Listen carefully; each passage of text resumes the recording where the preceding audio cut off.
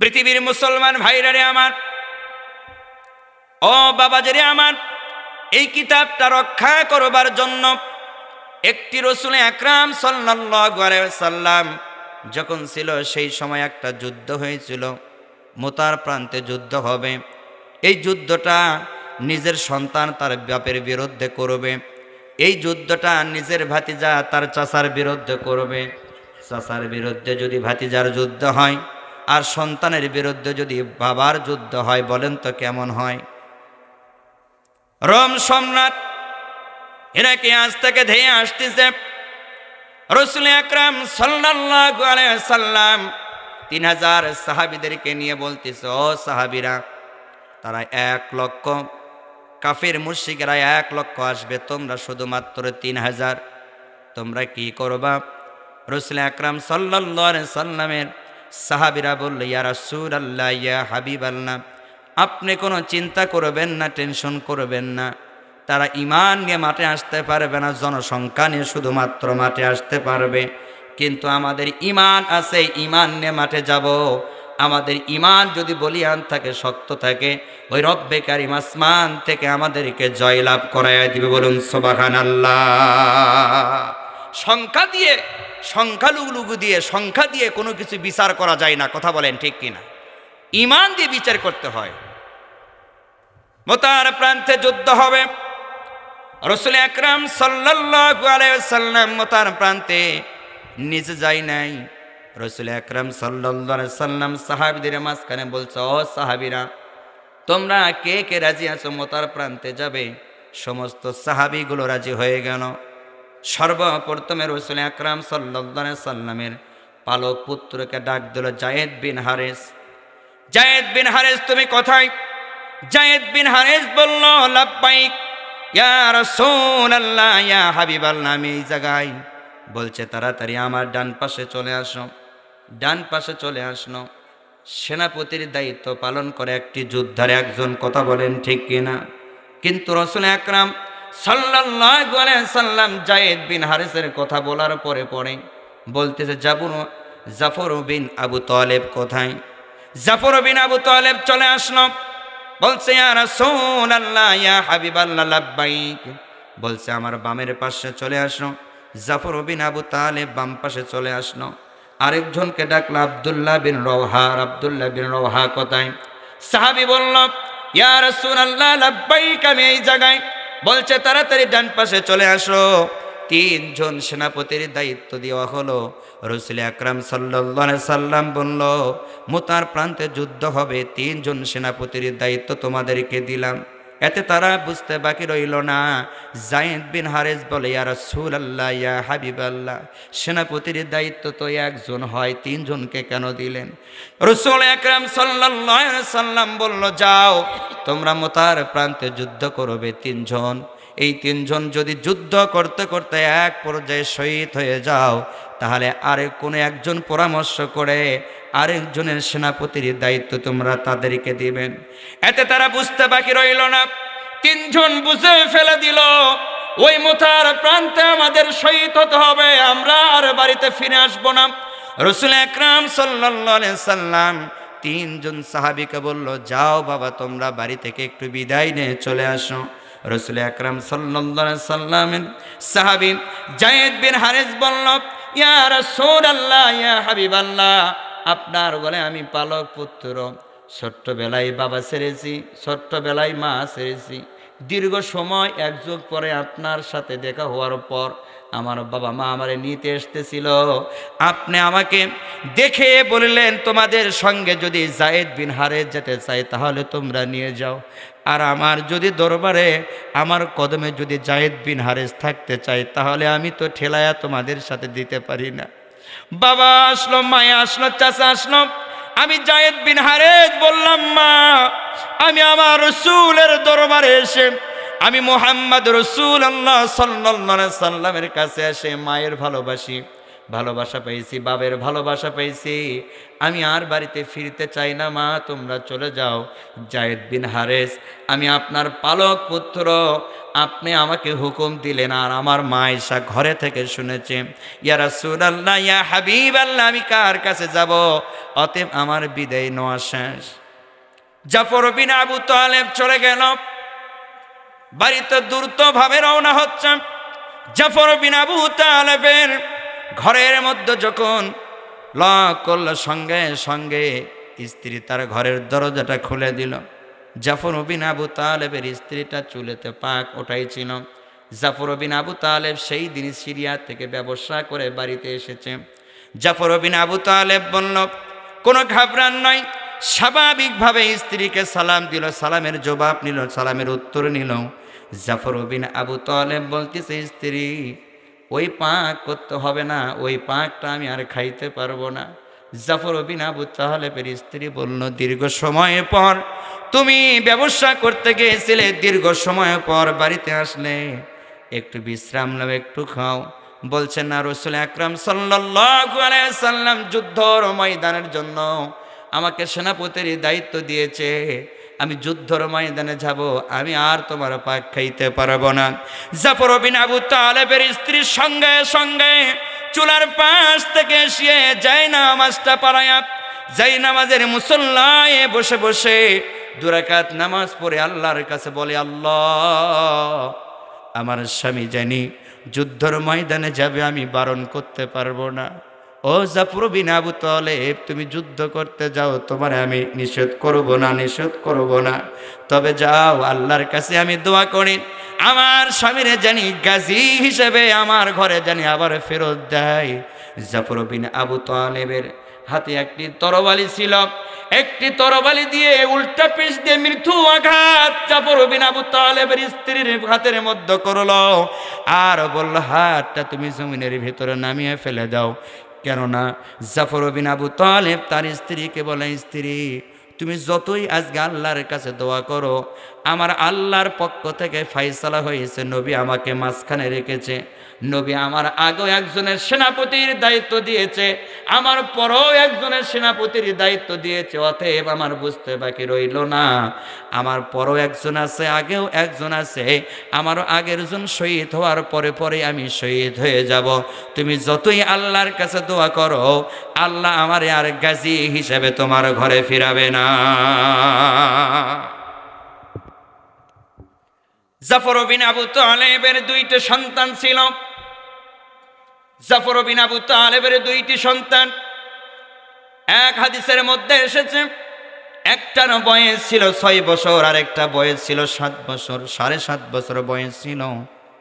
জাফর বিন আবু তালেব স্ত্রীর কাছ থেকে যখন বিদায় নেয়, বলে, আমার 2টি সন্তান নিয়ে আসো, দীর্ঘ সময় সন্তানগুলো দেখি না। জাফর বিন আবু তালেবের 2টি সন্তানকে জাফর বিন আবু তালেবের সামনে নিয়ে আসা হলো। জাফর বিন আবু তালেব সন্তানের গালে চুমু খায়, কপালে চুমু খায়, বুকের সাথে জড়ায়া ধরে, স্ত্রীও কান্না করে, জাফর বিন আবু তালেবের 2টি সন্তান কান্না করে। হাদিসের মধ্যে আসছে, ছোট্ট বাচ্চাটা বলে, বাবা, ও বাবা, এই 6 বছরের বাচ্চা দিয়ে তুমি কোথায় যাও বাবা?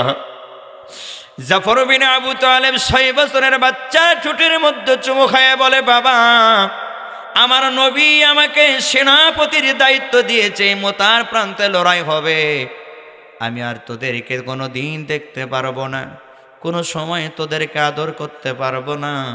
ছোট্ট বাচ্চা জাফর বিন আবু তালেবের সন্তান বলে, বাবা, বিকাল হলেই তুমি আমাকে বাজার থেকে কত সদাই এনে দিয়েছো, কত খাবার এনে দিয়েছো, তোমার ঘাড়ে উঠে কত ঘুরছি, কত বেড়াইছি, ও বাবা, তোমার নদীম কবর ছেড়ে, তোমার নবীর কদম ছেড়ে তুমি কি পারো না আমার জন্য বাড়িতে থাকতে?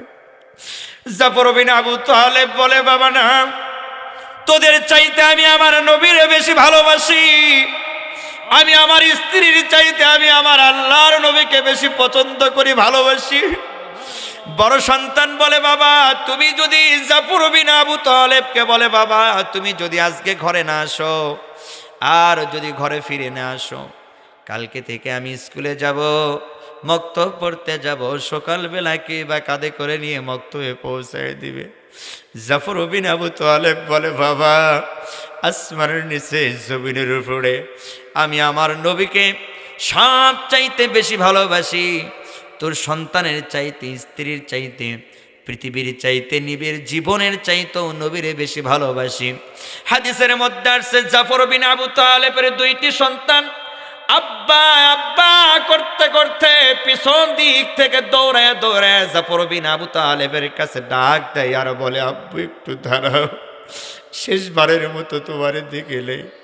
জাফর বিন আবু তালেব একবারও পেছনের দিকে তাকাই না, একবারও পেছনের দিকে তাকাই না।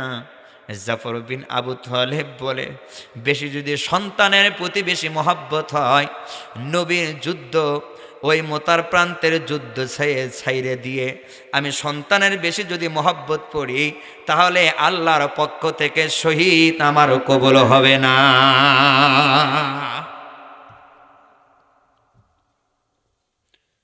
মোতার প্রান্তে চলে যাচ্ছে জাফর বিন আবু তালেব। একবারের জন্য সন্তানের মহব্বত তার কলেজায় আঁকড়ায় নাই। একবারের জন্য তার সন্তান তার বাবারে আটকাইতে পারে নাই, তার মা তার স্বামীরে, তার স্ত্রী তার স্বামীরে আটকাইতে পারে নাই। জাফর বিন আবু তালেব মোতার প্রান্তে চলে আসতেছে। জাফর বিন আবু তালেব চলে আসলো। আব্দুল্লাহ বিন রওহা নতুন বিবাহ শাদী করেছে, সেই দিন তার ফুল সজ্জা ছিল। দুপুরে বিয়ে হয়েছে, জহরের আগ মুহূর্তে বিয়ে হয়েছে, ঠিক কিনা হয়েছে? জহরের আগ মুহূর্তে বিয়ে হয়েছে। আব্দুল্লাহ বিন রওহার দুপুরে বিয়ে হয়েছে। জাফর বিন আবু তালেব তো চলেই গেল। আব্দুল্লাহ বিন রওহা দুপুরবেলা বিয়ে করেছে, রাতে ঘর সংসার হবে, ফুল সজ্জা হবে। এমন টাইমে যুদ্ধর ময়দানে সেনাপতির দায়িত্ব পেয়েছে। আব্দুল্লাহ বিন রওহা বাড়ির ভিতরে এসে দরজা লক দিল, সঙ্গে সঙ্গে দরজা স্ত্রী খোলা শুরু করে দিল। বাইরের পাশ থেকে দরজার সিটকেনিটা দিয়ে দিল, আর স্ত্রীর বললে, স্ত্রী দরজা খোলার কোনো দরকার নাই, কোনো প্রয়োজন নেই। আব্দুল্লাহ বিন রওহাকে বলতেছে, স্বামী হে, তুমি তো সবেমাত্র বিয়ে শাদী করলে, দরজা কেন খুলবো না? আব্দুল্লাহ বিন রওহা বলল, স্ত্রী শুনে রাখো, ওই স্ত্রী তুমি জেনে রাখো, আমি আমার প্রাণের চাইতে, স্ত্রীর চাইতে, ধন সম্পত্তির চাইতে, সব চাইতে নবীরে বেশি ভালোবাসি, নবীর দ্বীনকে বেশি ভালোবাসি, আল্লাহর ইসলামকে বেশি পছন্দ করি, ভালোবাসি। আব্দুল্লাহ বিন রওহার স্ত্রী বলল, তুমি কি বোঝাইতে চাও? আব্দুল্লাহ বিন রওহা বলল, আমার নবী মোতার প্রান্তে সেনাপতির দায়িত্ব দিয়েছে, তুমি আমারে এখন বিদায় দিয়া দাও। স্ত্রীর দরজার ওই পাশ থেকে বলে, প্রাণের স্বামী, সবে মাত্র ঘন্টা 3 আগে 2 আগে তোমার সাথে বিবাহ হলো, শাদী হলো, এখন পর্যন্ত তোমার সাথে ঘর সংসার হয় নাই, এখন পর্যন্ত তুমি আমারে ভালো মতো দেখলা না, আমিও তোমারে ভালো মতো দেখতে পারলাম না।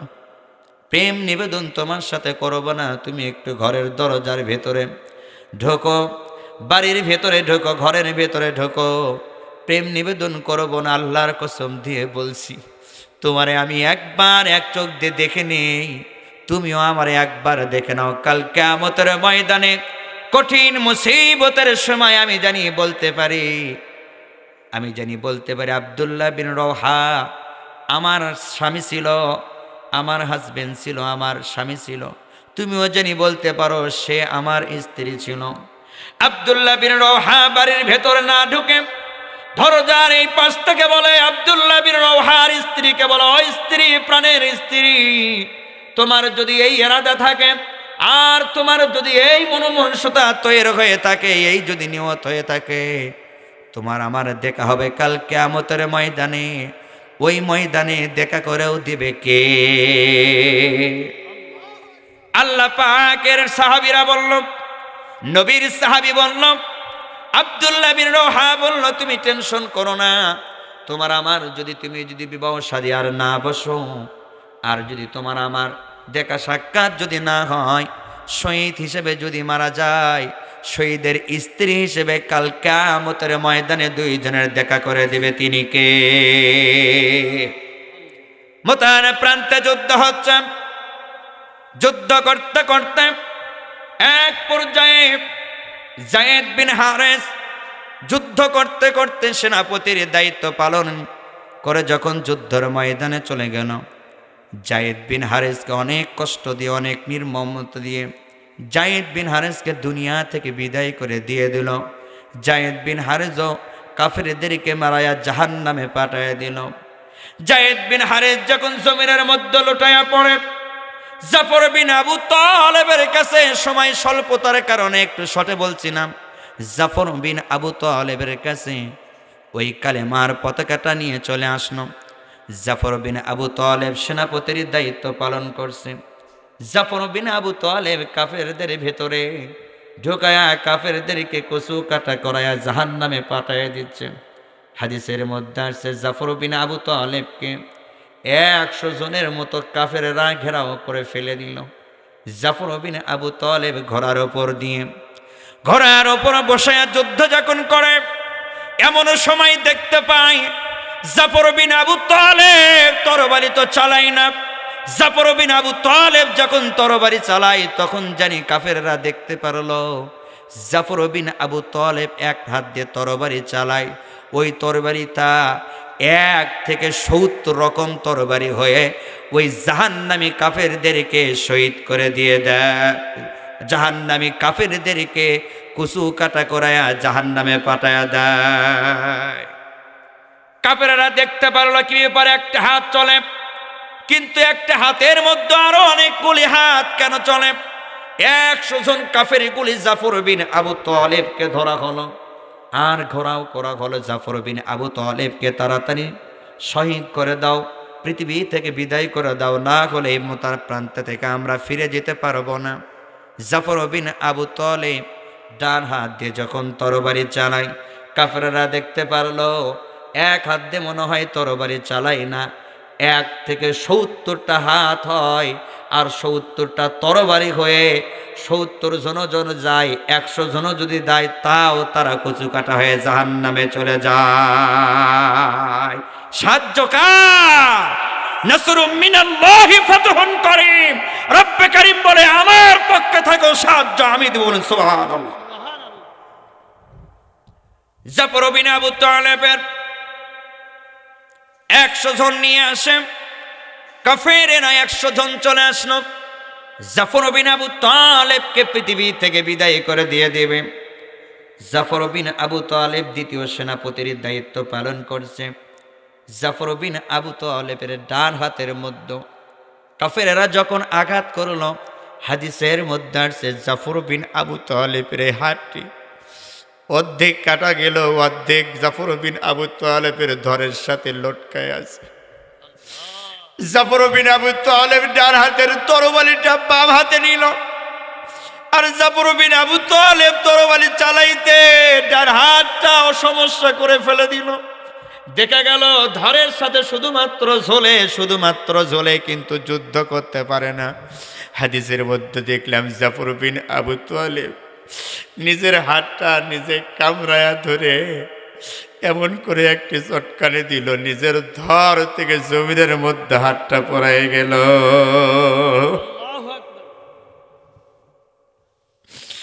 জাফর বিন আবু তালেবের বাম হাতে তরবারি, বাম হাত দিয়ে কাফেরদের ভিতরে যে অনেকগুলি কাফেরদেরকে পৃথিবীর থেকে জাহান্নামে পাঠায় দিচ্ছে। হাদিসের মধ্যে আসে অনেকগুলি কাফেরেরা পরামর্শ করে জাফর বিন আবু তালেবের ডান বাম হাতের মধ্যে যখন আঘাত করা হলো, বাম হাতের মধ্যে আঘাত করার সঙ্গে সঙ্গে হাদিসের মধ্যে আসছে জাফর বিন আবু তালেবের ধর থেকে 15 থেকে 20 ফিট যে দূরে পড়ে গেল। বলুন সুবহানাল্লাহ। জাফর বিন আবু তালেব শেষ পর্যন্ত ওই কালেমার পতাকাটা কামড়ায়া ধরে জাফর বিন আবু তালেব তারপরও কাফেরের মধ্যে চলে যায় ঘোড়া নিয়ে। হঠাৎ কোন এক সময় জাফর বিন আবু তালেবকে শেষ করবার জন্য কাফেরেরা ঘোড়ার উপর বাম পায়ের মধ্যে আঘাত করে, ডান পায়ের মধ্যে আঘাত করে। জাফর বিন আবু তালেব উত্তপ্ত বালুর মধ্যে পড়ে যায়, মরুভূমির মধ্যে পড়ে যায়। জাফর বিন আবু তালেবের যখন হাত ছিল না, যখন পা ছিল না, যখন দুটি বাহু হেরে গেল, যখন জাফর বিন আবু তালেব জমিনের মধ্যে পড়ে গেল, হাদিসের মধ্যে আছে ওই কালেমার পতাকাটা জাফর বিন আবু তালেব কাউনায়া ধরে উঁচু করে রেখে দিল আর কাফেরদেরকে বুঝাইয়া দিল, কাফেরেরা দুনিয়া থেকে বিদায় নিয়ে চলে যাব, কিন্তু আমি জাফর বিন আবু তালেব কালেমার পতাকা ঝান্ডা জমিনে পড়তে দেব না। জাফর বিন আবু তালেব যখন কামড়ায় ধরে, ওই রকম করে জাফর বিন আবু তালেব যখন কালেমার ঝান্ডাটা পতাকাটা কামড়ায় ধরে উঁচু করে রেখে দিয়েছে, পরে আব্দুল্লাহ বিন রওহা চলে আসলো।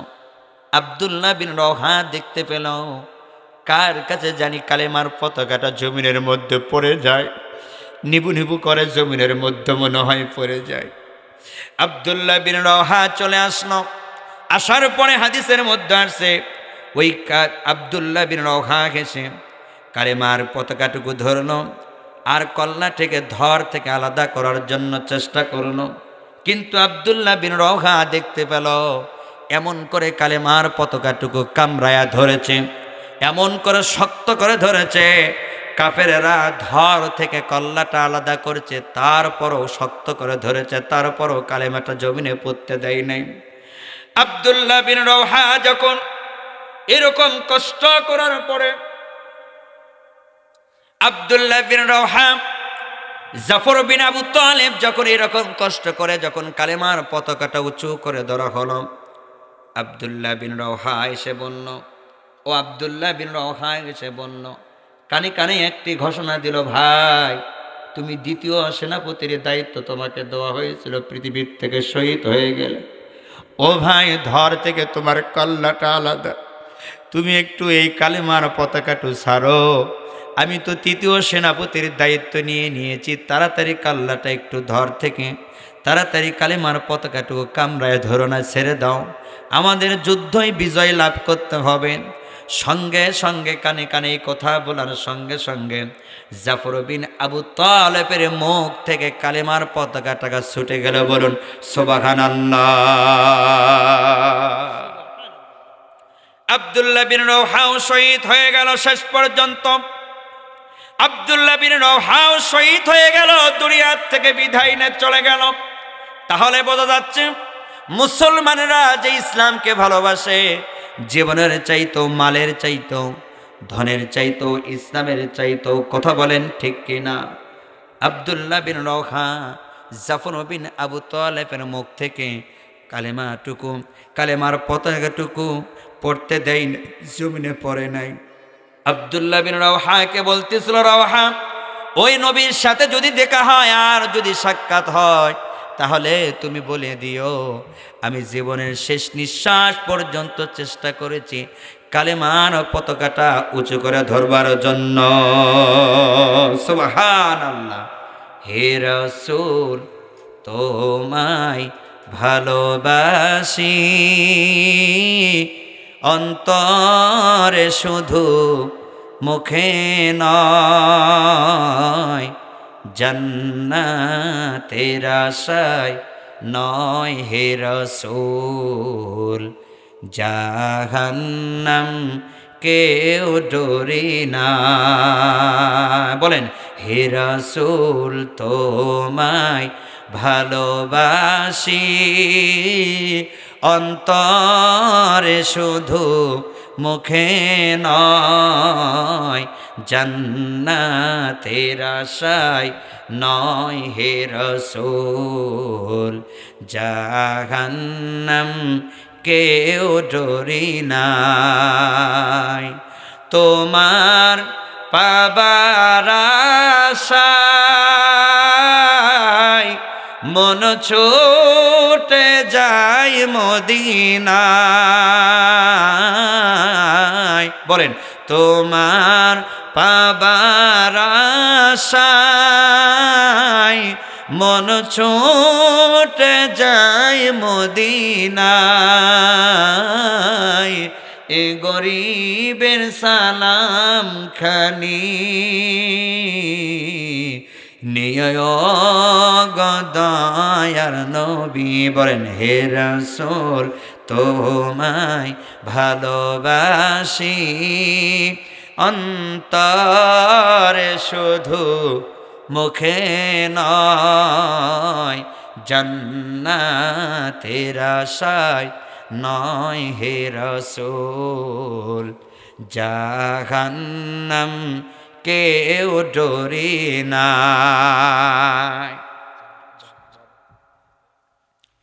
এই জন্য আমি আপনাদেরকে